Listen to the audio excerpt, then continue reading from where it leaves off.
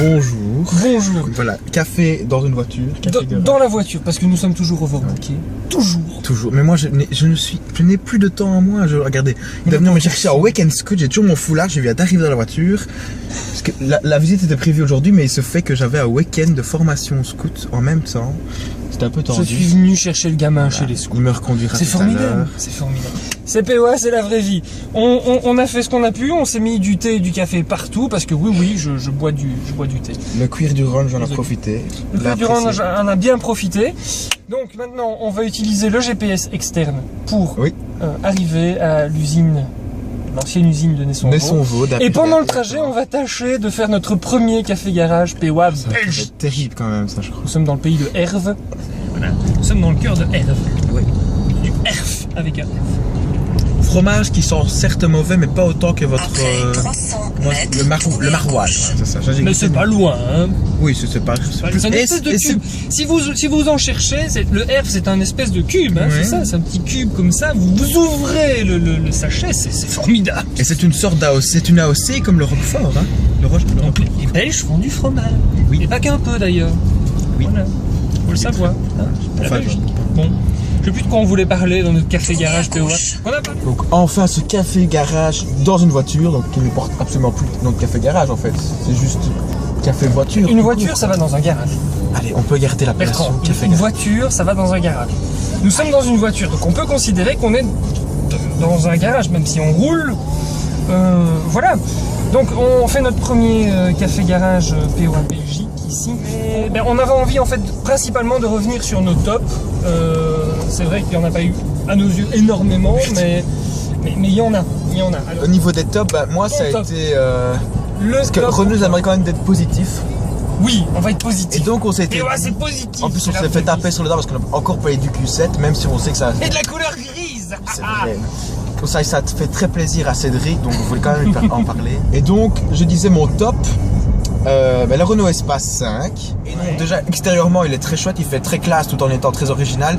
On est sur la même idée que la DS5, mais selon moi c'est plus pertinent que la DS5, cette idée du luxe différent. Et alors l'habitacle aussi, qui sur photo en tout cas, et apparemment... Et Renault a été voir tout dernièrement... mais est-ce que Cédric l'accompagnait pour tester les finitions? Cédric n'a pas testé les finitions. Je pense que Cédric a dû le voir certainement à Paris, hein, j'imagine, donc... je pense qu'il est positif, je pense que Cédric est positif là-dessus aussi. Visuellement c'était très positif en tout cas, même dans les vidéos quoi. Moi il me fait vraiment, et c'est très positif à mes yeux, il me fait penser au S-Max. Il est dynamique dans ses lignes. Il est beaucoup extérieurement plus tu parles. Extérieurement, vraiment à l'extérieur il est important. Et puis il y a enfin cet aveu d'échec de la part du constructeur français le luxe classique chez nous ça ne marche pas quoi. Tu crois? Ah oui, on est clairement au parc avec la Valentine ou avec la Velsatis quoi. Oui, c'est ça, il faut aller chercher quelque chose. Quoique la Valentine était quand même très différente aussi de la Velsatis, enfin de luxe classique, même si ça n'a pas marché, c'était un truc total. J'espère vraiment qu'il va marcher ces espaces en tout cas. Oui, parce que je l'aime beaucoup moi. On lui souhaite. Il est dans la critique et dans les ventes, vraiment. Exactement, oui. Ça,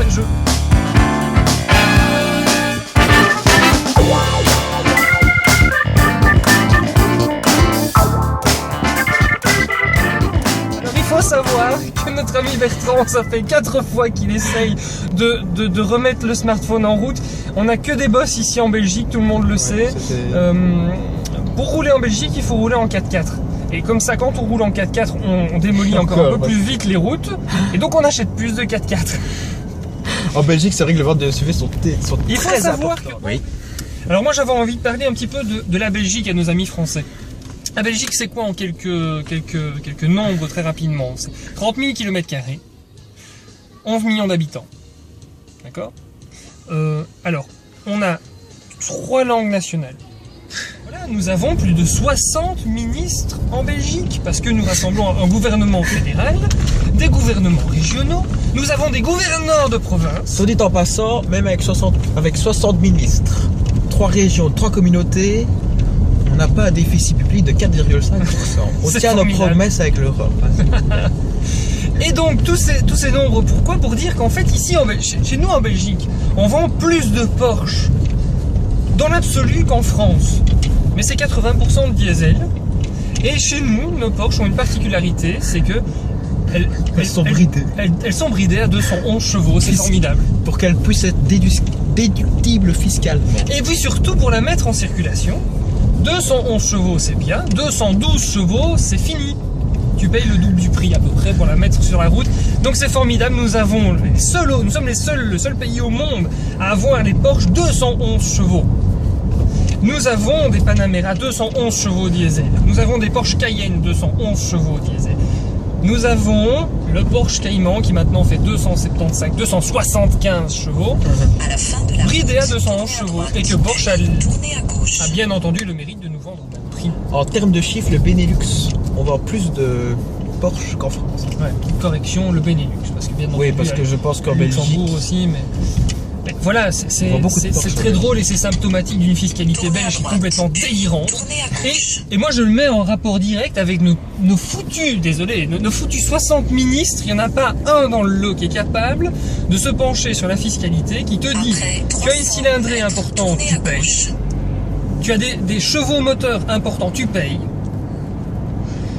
Voilà, pour mettre une Tesla full électrique sur la route, tu payes 5 000 €. Oui, et alors il faut dire aussi de la Belgique, on est taxé très fort sur les moteurs, mais vous n'avez pas de bonus pour les voitures électriques. Attention, hein, ça c'est quand même exceptionnel. Vous avez 10 000 € de réduction sur votre électrique. Nullement, vous êtes déductible 0%. C'est juste la seule chose que vous ne payez pas de taxes. Tu claques 5 000 boules, quoi. Attends, Tesla en France et même dans les pays nordiques, c'est dans les pays nordiques, certains trimestres, elle a été plus vendue que la Golf parce qu'il y a tellement d'incitants fiscaux. Ici, en Belgique, pour mettre une Tesla sur la route, déjà tu la payes bien cher, mais en plus tu claques 5 000 €. Ouais.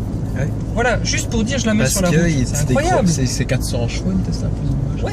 Ouais. Donc pour une i8. Tu te dis la i8 super, j'ai une petite cylindrée, j'ai 1,6 litre de cylindrée, c'est formidable, je vais pas payer grand chose. Mais que nenni ma bonne dame, mais que nenni. Parce que tu as 300 et des chevaux, je sais plus combien exactement, et bah tu payes 5 000 €, paf, pour la mettre sur la route, voilà. Tu cherches à avoir une voiture différente qui consomme moins mais avec une certaine sportivité, non, on te dit non, roulez dans vos 90 chevaux et c'est très bien. Voilà, c'est un peu triste, un petit peu dommage, mais c'est fou parce que même la taxe de mise en circulation est dégressive. Ouais. C'est fou. Ça veut dire que si tu mets une voiture d'occasion sur la route, tu payes encore pour la mettre sur la route. C'est incroyable. Tu arrives à des trucs hallucinants. Tu veux mettre une Golf, une vieille Golf sur la route de 1993 qui n'est pas encore une ancienne. Tu vas payer ta Golf, je sais pas, en occasion 1000 ou 1500 €. Tu vas payer le même prix en écomalus, parce qu'on a un écomalus, mais lui il n'est pas dégressif. C'est de la folie. Voilà, j'avais envie un peu de parler de ça, j'ai essayé de faire